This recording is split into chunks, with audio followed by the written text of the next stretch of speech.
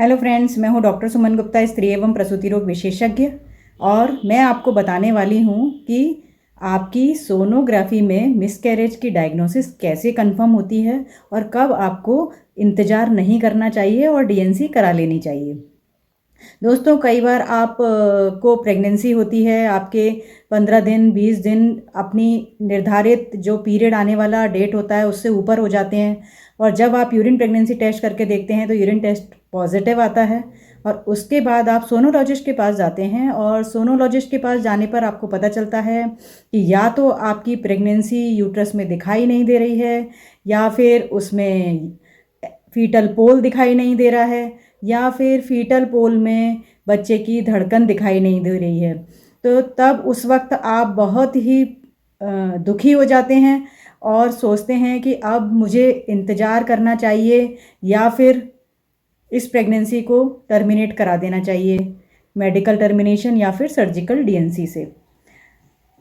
तो आपको इंतज़ार करना है कि नहीं करना है, यह इस बात पर डिपेंड करती है कि आपकी सोनोलॉजिस्ट ने डायग्नोसिस क्या बना के दी है।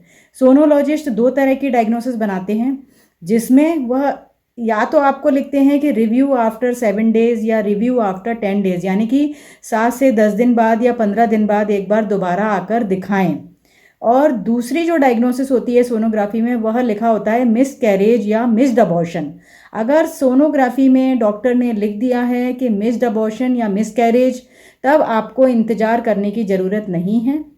इसका मतलब है कि आपकी डायग्नोसिस कंफर्म है और बच्चे की ग्रोथ रुक गई है और अब यह प्रेगनेंसी लाइव नहीं है, इसको आपको टर्मिनेट करा लेना चाहिए।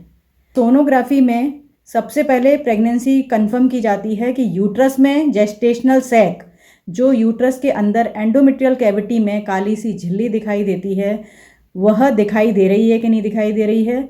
इससे यह कंफर्म होता है कि आपकी प्रेगनेंसी यूट्रस में है और एक्टोपिक प्रेगनेंसी नहीं है।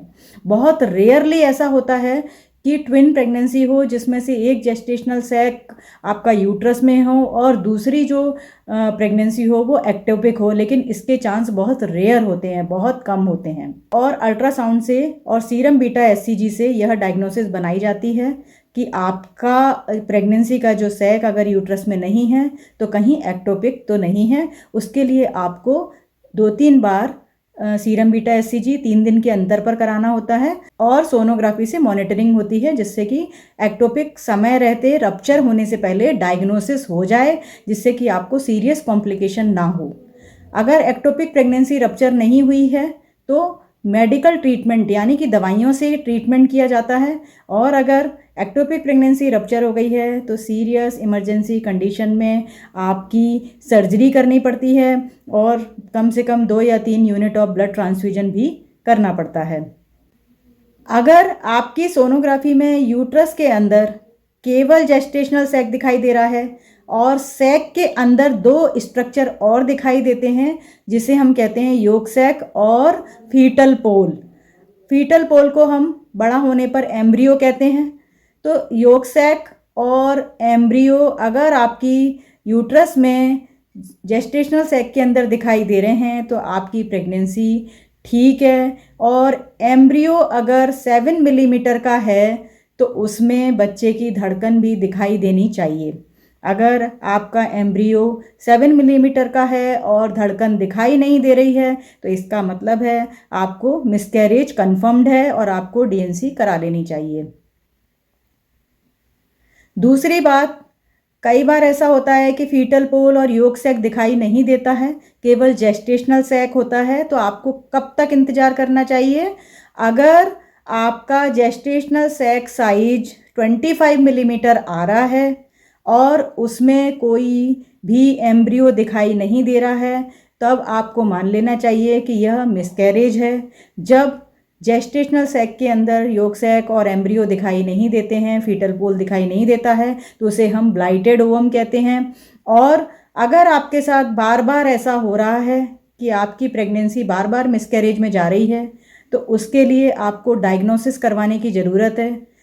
खूब सारी जांचें होती हैं जिससे ये पता लगाया जाता है कि बार बार मिसकैरेज यानी कि स्पॉन्टेनियस अबॉर्शन क्यों हो जाता है, बार बार गर्भपात क्यों हो जाता है, उसका कारण जानकर फिर उसका इलाज किया जाता है, तब मरीज को ज़रूर से प्रेगनेंसी मिलती है और आगे बढ़ती है।